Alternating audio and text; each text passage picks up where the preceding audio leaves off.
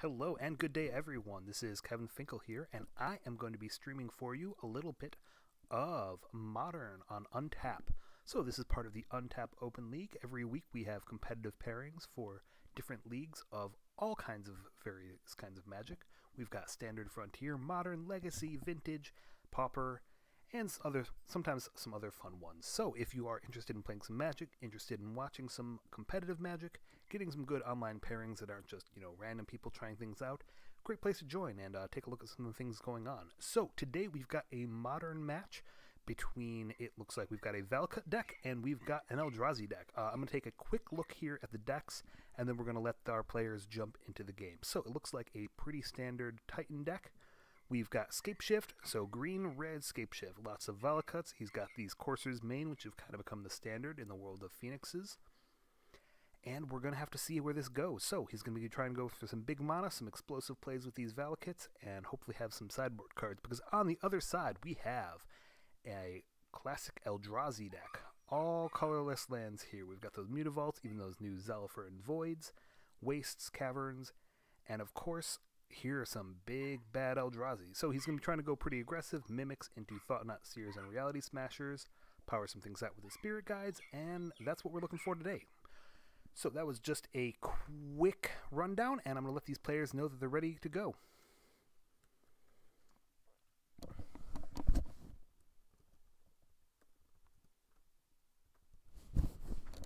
Beautiful. All right. And once again, my name is Kevin Finkel here. I'm part of the stream team.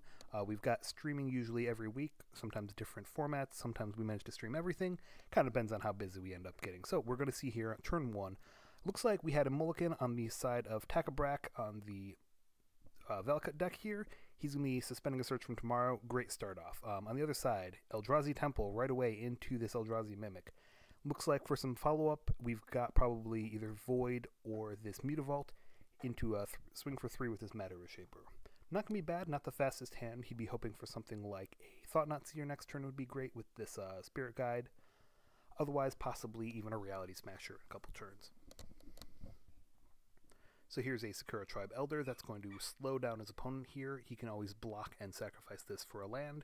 And we're going to see this Search for Tomorrow going off next turn. So he doesn't have a lot of follow-up. Well, he's got Pact. Never mind. So he's going to be able to Pact next turn. He'll be at 1, 2, 3, 4, 5 mana. So not quite there to playing a Titan. Now he actually has a choice here. Because this is a 1-1... Okay. Sorry, I got a dog in the background squeaking a toy. Hopefully you guys aren't able to hear all of this. If you are, I will shoo her away here in a second. Alright, so we're going to see this 3 mana, and we're going to see this next one coming from the Search from Tomorrow. So that's going to put us to 4 lands. Like I said, he could Summoner's Pact here and search out a Titan, but he wouldn't be able to use it this turn. That doesn't seem like a very good idea, because then he'd be spending next turn paying for the Pact.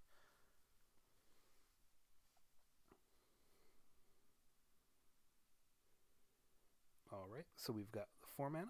Scapeshift. Now, in a few turns, that might be good. At the moment, that's not quite going to get there.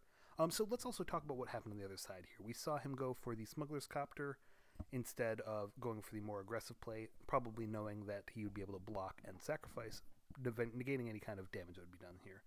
Now, these couple of Ghost Quarters are already looking good. We know that it's going to be able to take out these Valakuts if you want to. That's one way to slow down this Valakut deck. Especially with it in play, he knows that he can do that before his opponent will be able to go for a big Scapeshift. So, or he can do it, with the Scapeshift on the stack. So here we go. We're going to see an activation of the Mutavault as a 2-2. We're going to see a crew of the Smuggler's Copter, and this has also become a 3-2 based on the entrance of this Matter Reshaper here. So 1, 2, 3, 4, 5, 6, 7, 8 swinging. That is, he's now presenting a lethal swing next turn if he can get another land, which will crew this Copter. And we know in hand he's got the creature to do it. Well, hang on, let's see. 1, 2, 3, 4, 5, 6, 7, 8. Yes, he's definitely got it because of the Mimic. He wouldn't be able to activate the Vault once again if he did not have the extra land to do so. So normally we would have a co-host on the streams here. We're not able to do that right now just because we were a little bit light on people, kind of putting this together last minute. So I'm just going to talk a ton at you guys. Hopefully, normally I have somebody else's voice to break it up. Instead, I'm just going to be bam, bam, firing everything going on here. So like we said, turn what is this, turn 4, I want to say. We're getting this Summoner pack, we're going to see Primetime come down, and we're going to see another 2 lands come into play. So he needs, in order for this Valakut to go off, if anyone doesn't know, you need at least 5 other mountains. So right now he is at 4 mountains, so being able to go for another Valakut at a mountain would not get him a trigger right now. If he goes for 2 mountains, he would actually be able to see, I believe they would both see each other enter the battlefield. So that's a way that he could take out maybe this Mimic and this Matter Shaper. We've still got a little bit of threat with whatever comes off the deck from this, as well as this coming later in the turn. Alright, Stomping Grounds number 1, and probably a Stomping Grounds number 2. So those will both come into play tapped. Because they're coming in at the same time, they will both see each other enter. So they see a mountain enter when he has 5 mountains in play. Bam, 3 there, and bam, 3 there.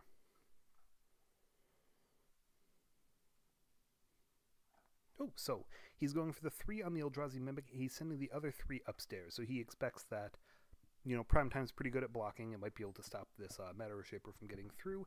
He would rather worry about that than worry about whatever could be the next card on the deck. So even with Matter Shaper, if it's not a 3 mana or less card, it's still something that he'd be able to look at his opponent's hand, take something away from it. Alright, so we're going to get a reveal of the hand here. He's going to take the Scape Shift as the only other option here. Now, let's all wait with bated breath on the beginning of this next turn here, because Summoner's Pack has a very important trigger. He needs to pay 4 at the beginning of his turn, or he will be losing the game. So, really don't want to do that. I do actually want to look up the ruling. Probably won't do it on stream here, but I know that there is an important ruling about whether or not Summoner's Pack goes off if you draw the card. I want to say that the rule's been changed recently. You don't automatically lose the game. You're forced to pay it. But it's still, let's not forget that. Let's make sure that he's paying attention, that he doesn't lose that to that trigger. Now what's nice here with this second Eldrazi Temple off the top, it is a little bit of a slowdown for him. You know, he's drawn a lot of lands here, but he does have some options. So he's holding up this Ghost Quarter right now. He knows that his opponent doesn't have a lot that he could do. I mean, he can get a mountain off this, he can get 2 more mountains off the Primetime. But this Ghost Quarter is kind of sitting here saying, hey, if you try and do that, I'm up, I can ping your Valakut. And the other thing that he's thinking about is, oh, would I rather use this to activate my Mutavault? Maybe be able to swing in here with some kind of... Alright, looks like he's just going to go for the crew. He's going to swing for only the 3. He'll get a draw and another look at a card here, which gives him some options. Okay, so a waste, that's just going to be worse than this Ghost Quarter here. We'll see that go right to the graveyard. Alrighty, so that's going to be a swing for 3.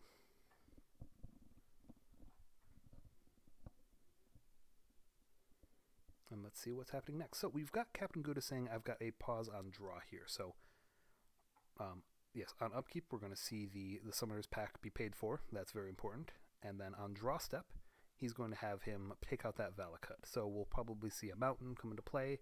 He wanted to get that out there before anything else happens that he might be able to, you know, play something like another Primetime, get some trouble, or more importantly, I think would be a Scape Shift. Now, let's think real quick about what this Summoner's Pack can do, because in theory, it's any creature in his deck, but with 4 mana untapped, we have to think about what that actually can pull for him. So I'm going to take a quick peek here, jump away from the action. You know, we've got Sakura Tribe Elder, we've got Courser, we've got Primetime. I believe that those are his only creatures here. So unless he's looking to grab maybe one of these Coursers and play it, it's probably either wait for another turn or figure out something else to do. But here we go, swinging with Primetime, and that means that we're going to see a trigger. Trigger finding a Valakut, trigger finding another Valakut. And with a mountain theoretically in hand after this fetches, we're going to be seeing some fire flying from those volcanoes. Now, we can block here. That's probably an option. It would keep him at a life total where he's not immediately going to die to a number of triggers blowing up in his face. And it also finds him another card from maybe the library, which seems pretty useful here, especially if he could hit something like a Ghost Quarter. Dismember, you know, it plays here actually. So it goes into his hand. This is a Primetime that's already taken 3 damage. He could Mutavault and kill it right now or before the end of the turn if he wants to.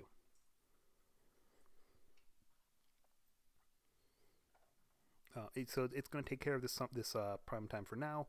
if he can do something about, he'll have a Ghost Quarter for one of these Valakuts, maybe be able to put in some threat over time here.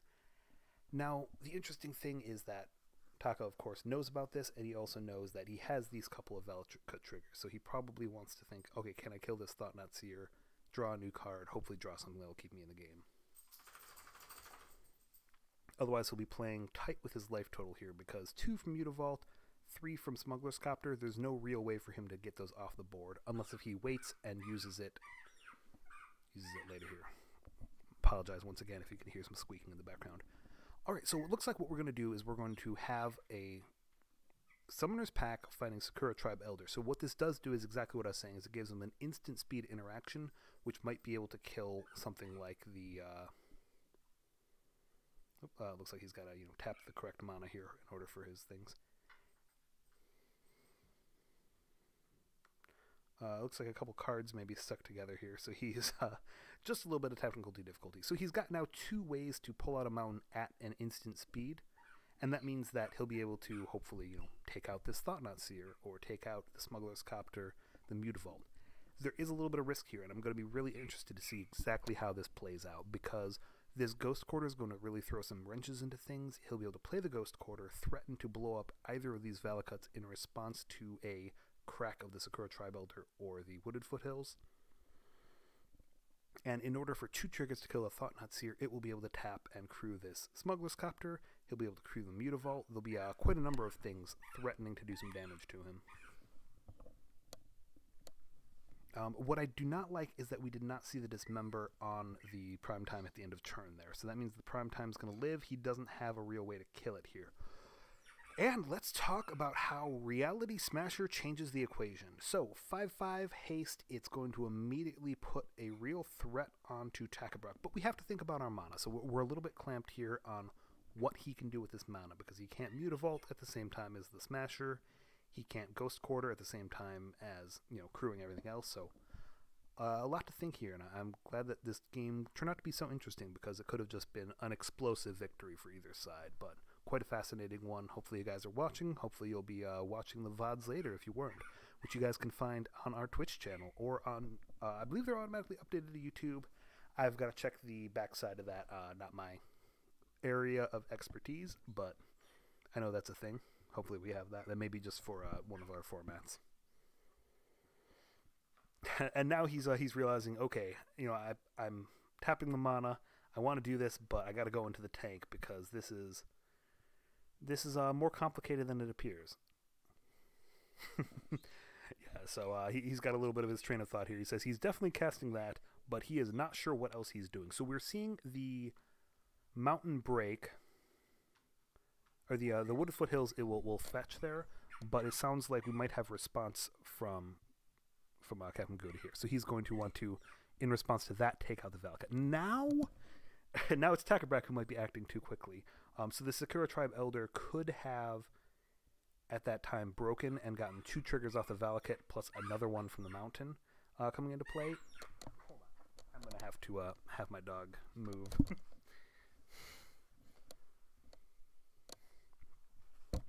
Okay, perfect. I gave her something less squeaky, and we are getting some damage onto this Thought-Knot Seer. Ooh. So we're going to see a crew of the Smuggler's Copter. Now, that's not perfect. We know that we still have the ability to sack the Sakura Tribe Elder and kill it, but what happened here is that breaking that fetch brought him down to 5 life total, which meant that the Sakura Tribe Elder is not going to be enough. Okay, there we go. I'm really interested if that could have played out in a way that would have been different here. Now, I'm going to take a quick look at both of these players' sideboards while we have a second here between games. So our losing deck here was the Scapeshift deck. I see 2 Relic of Progenitus, 2 Tireless Tracker, Ancient Grudge, Abrade, Destructive Revelry, Reclamation Sage, 3 Damping Spheres, Grafdigger's Cage, Obstinate Baloth, and Shattering Spree. Honestly, there's not a ton here that I love in this matchup. I think that Baloth might be able to play. It's something that you could play, and it's at least sizable, but probably not what he's going for unless he really needs the health. We look at these Damping Spheres and we think how it can shut down the Eldrazi Temple, but this isn't like the Legacy version of Eldrazi. It's not like there are tons and tons of lands which are granting quite a few mana at once. He only has those 4 soul lands. I would think that these are probably not worth coming in. So it's really just the Baloth if he was considering them, and the Tireless Tracker if he's considering those. Coming out, Anger of the Gods might be on the small side. Flame Slash is good. It can kill the Thought-Knot Seer. Lightning Bolt is okay only, but it kills the really aggressive starts from that side of the deck. And he is hoping to just buy time for prime time. So it's going to be tough. I think that post-board does not get a lot better for this deck, and losing game 1 is a real difficulty. Let's quick check here that they didn't start yet.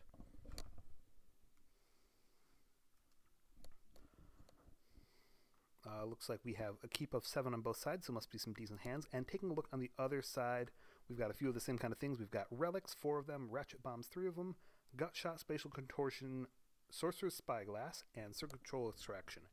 I think the only thing here I really like is this Surgical Extraction. If he can Ghost Quarter one of those Valakuts in the graveyard, then it'll do some real work. But without that, it's going to be a tricky hand here. So not a lot will change. We'll see big things smashing into each other once again with Game 2 of 3 of this Untap Open League Modern Challenge.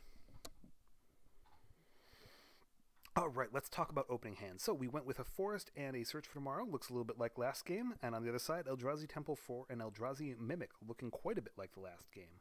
Now, from the follow-up on the Eldrazi side, I see 2 of these Eternal Scourges. Those are quite slow. They're not going to do a ton in this specific matchup, so that's going to be interesting. What we do here is we see that the Sorcerer's Spyglass came in, so thinking about the kind of things that those can hit from the other side, it doesn't hit Scapeshift, it doesn't hit Summoner's Pact. I assume that this would hit something like Wooded Foothills would be hopefully the hit with it. And that's unusual, but I think it's an option. So Colony Heart Expedition, we've got Escape Shift on the other side, so a little bit of a slow hand. He's hoping to get to enough lands where he can play the Summoner's Pact and get out a Titan, but until then, he's going to be hoping that, basically he wants to see a couple more lands here, so the Search for Tomorrow will help with that, but, he's, okay, so I didn't even see, he played a Colony Heart Expedition, he's got another one back up in hand, so that's quite a few lands if he gets a couple of things to fuel it. And of course, the second one will fuel the first one if he can get that to go. So really what he needs is he's got 1 land here, he's got 1 land here, he needs to hit another land in hand, or better yet would be something like a Sakura Tribe Elder, and he'll be right there. Alright, so what we got, he looked at the hand and he named these Colony Heart Expeditions. Okay, so that actually is a big here. So, we didn't think that there were that many targets for the Spyglass. These guys know the decks better than I do. That's why I'm just commentating. And they are the ones doing great in Modern here. So that's going to really slow down that plan I just mentioned of playing these 2 expeditions, blowing one of them up to power up the other one, and then he would have been at 9 lands, but that's not going to happen. Instead, we are looking at an interesting board state. So Flame Slash is going to be big. He can hold it, or he can play it on this Eldrazi Mimic. With the obvious threat in play, it's probably not a bad idea. I mean, even something like a Thought-Knot Seer, if you Flame Slash now, you're going to be killing the Eldrazi Mimic rather than taking the 4 damage. So that does seem like it's good. It's just a tricky situation for him to be in. Now, let's see how much they were metagaming against each other. So if he brought in this Ancient Grudge, this Abrade, this Destructive Revelry, or this Reclamation Sage, then he has a way to get this, or even Shattering Spree. So quite a few ways to get rid of artifacts. But if he didn't bring any of those in, then it's going to be sitting in his sideboard, not doing anything. Alright, so we didn't see the Flame Slash, which means that the Scourge coming down will turn this into a 3/3. We've got a Blinkmoth Nexus also sitting alongside here. So just another man land, another way for him to get some value out of those colorless lands, which are otherwise, there's no point in playing 20 wastes. Alright, so that's not a land either. It's another Search for Tomorrow. He can hard cast it here and still be able to,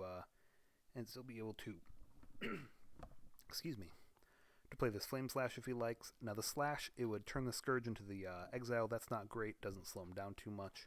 Probably what he's going to end up doing is taking out this Mimic, and that's not the most exciting thing. His other option, of course, would be to do something like Summoner Pact for a Sakura Tribe Elder here. I don't know if that's what he wants to do either. He does need to have some gas to get to eventually. So 1 turn late, but it's still going to take the job here, getting rid of this Eldrazi Mimic, and hoping and praying that there's not going to be something much bigger following it up on the next turn. So a slow hand once again. We've been talking a lot about this Scapeshift deck having a slow hand, but we need to look also at the land after land after land coming in from the other side here. So we've got another Eldrazi Temple. Those are probably going to throw down another Eldrazi Scourge here, but instead we're just getting a swing for 4. Already knocking Takabrak down to 9 life, which is a dangerous life total here. If he doesn't find a land to be able to use this pact here... Alright, so Farseek is not going to do the trick. He could... Let's think what he could do here. He could go and... Yes, he can summon her pact, grab something like a Courser, and then Farseek. That gives him a potential to find a land on top, and actually gives him a... Alright. Way ahead of him here. So, looks like Reclamation Sage is going to be the answer. So, he can play that for 3. It's going to be big here. So, let's see exactly how many lands we can do when we start to break all of these Coney Hard Expeditions. So, the first one can break. That's going to find out the second one. And then we're going to start to see a number of Valakut triggers. Now, what's unfortunate here is these 2 basic forests means that we're not going to get quite as much of an explosive. So this will find 2 mountains. That'll put us to 5. Then the next one that blowing up will give us 2 more triggers. It could take out both of these Scourges if he likes, or of course he can wait and do it in response to something like this Blinkmouth activating, or better yet, if he's afraid of a Reality Smasher. More importantly, we know Scapeshift is in hand, and that is a little scary on this board state. You know, if he's going up, he's got 6 lands now, going up to 8, going up to 10, then we're going to have something dangerous. On the other side, we do untap. It means our Ghost Quarter is online, putting him in a slightly safer situation, but he only has a board state being able to swing for 7 here, and not as much when you know that this Valakut is online. We're going to go with a Dismember, so he's going to pay the 4 life, get this thing out of the way. He wants to get in for as much damage as possible, so he's activating the Blinkmouth Nexus, going to combat, and swinging for 7. Now let's see here. What's interesting with these... you know, he can take out one of these Eternal Scourges, but he'll be able to bring it back. And of course, it will be difficult because with the single Valakut now, he can do it in response to activating one of these Colony Heart Expeditions. All right, so we're going to see the first one break. Let's see if he wants to respond. I would assume he wants to respond here. We'll see if he does that. Okay, so he's just going to let that go ahead. Now, I assume that the plan here is that Gouda knows that Scapeshift is in hand. He knows that on this current board state, that could be theoretically lethal. Hold on, yes, let's make sure that he gets that right. These do need to be basic lands off the Colony Heart Expedition. And let's take a quick peek. We do usually play a lot of mountains here, but we have 6 total mountains here, so he's able to break both of these and be able to trigger off of both, which is quite nice. That's why you've got to run 6 of them. But it means after that, any more Colony Heart Expeditions, any more... What else finds only a basic? I want to say that Farseek does not. Search for Tomorrow is probably the other one that finds a basic. So any more Search for Tomorrows, not going to be so good. Alright, so he'll play for the first one. He'll play the second one here. It looks like he has a response to the second one. Okay, we've got a rules question. We're going to click.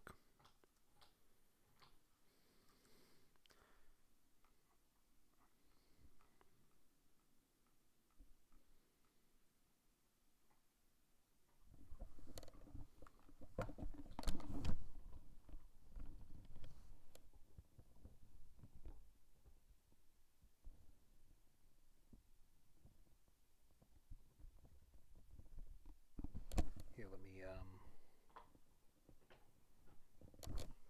give him his answer here. Okay, so he's asking about whether or not he can stop this from happening, basically. So the way that it'll check is that... Yeah, okay, so he's responding with the sacrifice of the second one on the stack here. And I'm just going to quick type out an answer for him. He's not listening to our stream, of course. So let me just take this judge call, and we will get back to you in 1 second.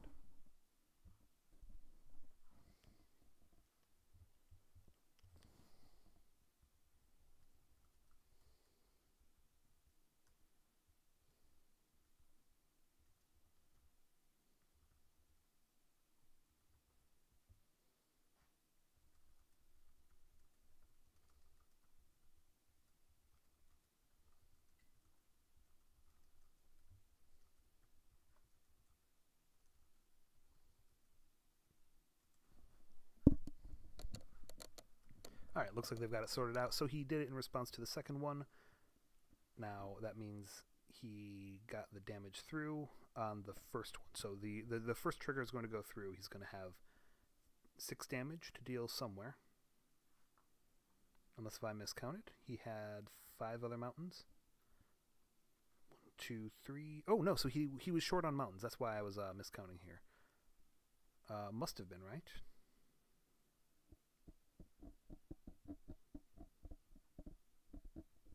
Okay, so hang on. Now we have an important thing because we did not talk about this pact. Now I need to look up the rules for exactly what we're talking about.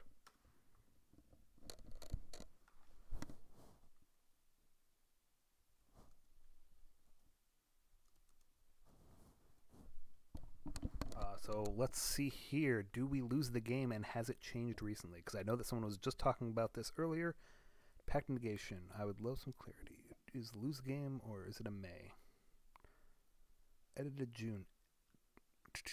Let me pull up the actual card. This one should have the same text.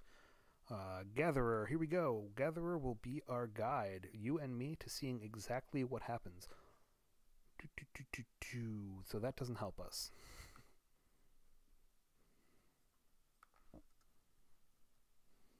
Rules change. Sorry, typing here with one hand.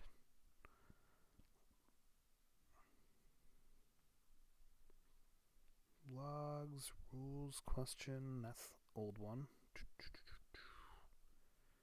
Come on. Who's got?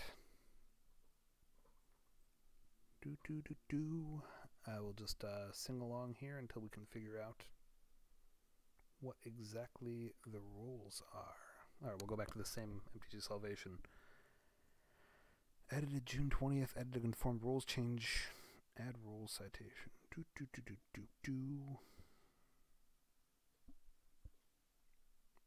You have to pay it regardless. Okay, so I'm going to...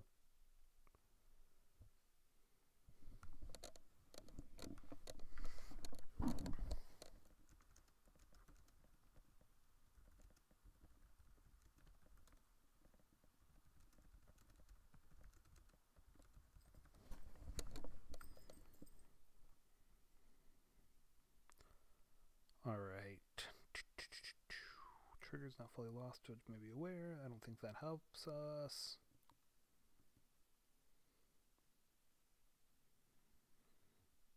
Come on. Alright, maybe we're going to go to judge chat real quick.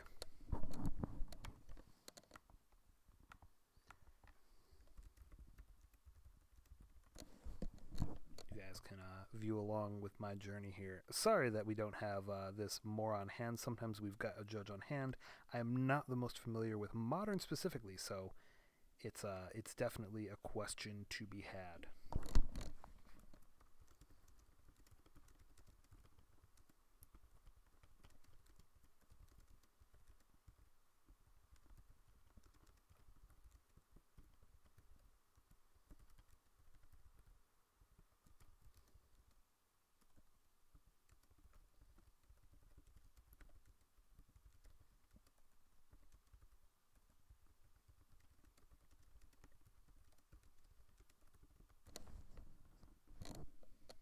Alright, so we're asking question, and who doesn't know, there's a nice IRC judge chat, and they are pretty good at giving you a quick answer for whenever we've got a situation like this, that a local judge or just, you know, a store owner, anyone and everyone who wants to ask a question is trying to find out. So, hopefully, you know, maybe I should check the stream, see if anyone is yelling at me, saying, hey, it's this way, but we're going to see in one moment here. Vidalcan Shackles is not relevant.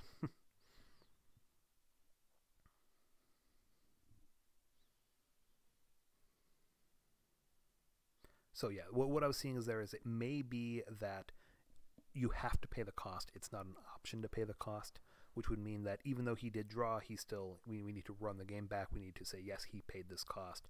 There's nothing he can do about it, in which case he would get a warning. If this is something that happens in other games, you know, it comes up again, then we would definitely upgrade it to something like a game loss or something worse. It did not seem like it was unintentional, so of course we're not going to do anything with that, but we have this pack trigger. We've got to get something done with it. So let's see here. Do.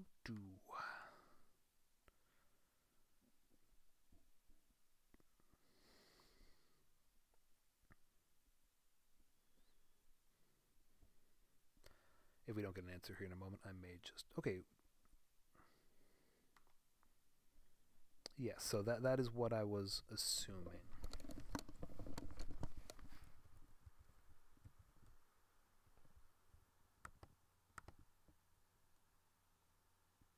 I know there's a way to tag people in this. I'm terrible at this.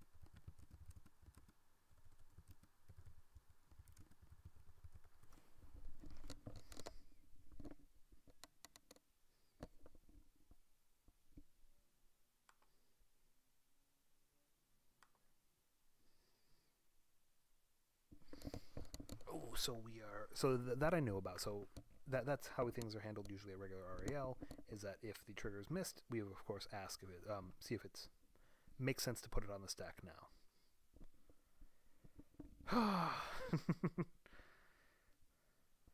Yes.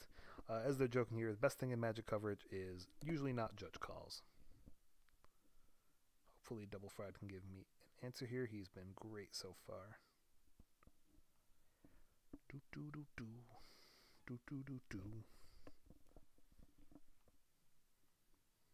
In the meantime, we're going to look at some pretty pictures of serum powder and things.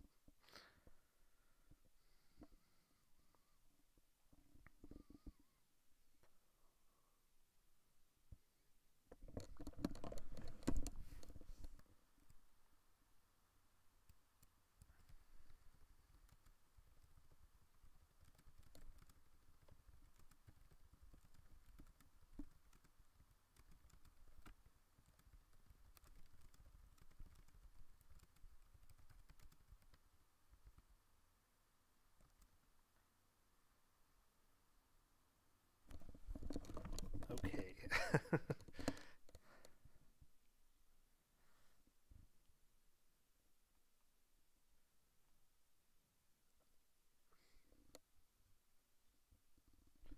Okay, so that would mean that they're probably going to want to put it on the stack. Let me go ahead and clarify.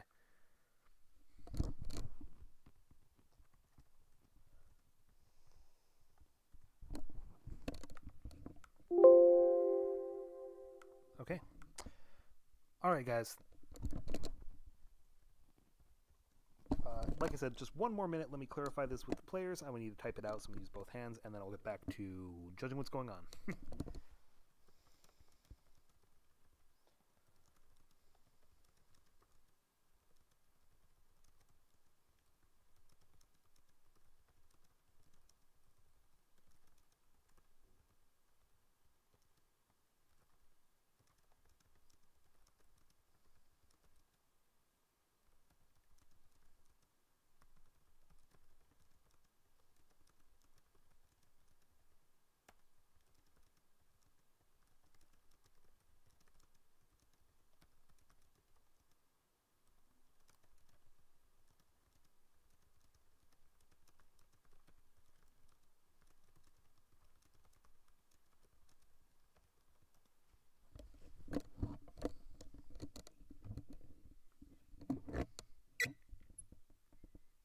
Yes, so, okay. So I just typed that out.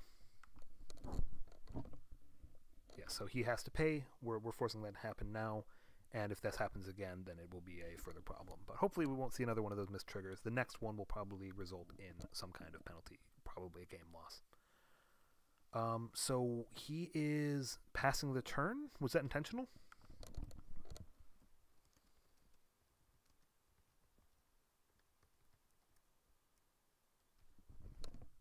Why did we see a pass here rather than escape shift? Maybe I'm counting wrong, but I do believe that he had enough to kill the opponent. Oh, so he was missing the double green. He didn't have any kind of green source. Couldn't play the escape shift. I should have known that all along, and, I might have been able to skip quite a bit of wasted time here. Hey, anyone who's watching this, go back in time and don't watch the last 2 minutes of this matchup. It was already over. So, a lot of apologies from my side. I hope that you guys did enjoy this. You know, this is why we try and keep it competitive. We try and keep it as a real thing and not just, tally pick for whatever is good. So, that was the end of it. If you liked what you saw, come and join us every week with more Untap Open League. And if you're interested in any of other formats, those are always available. Once again, I am Kevin Finkel, and this was a lot of fun. So thanks a lot, guys. See you later.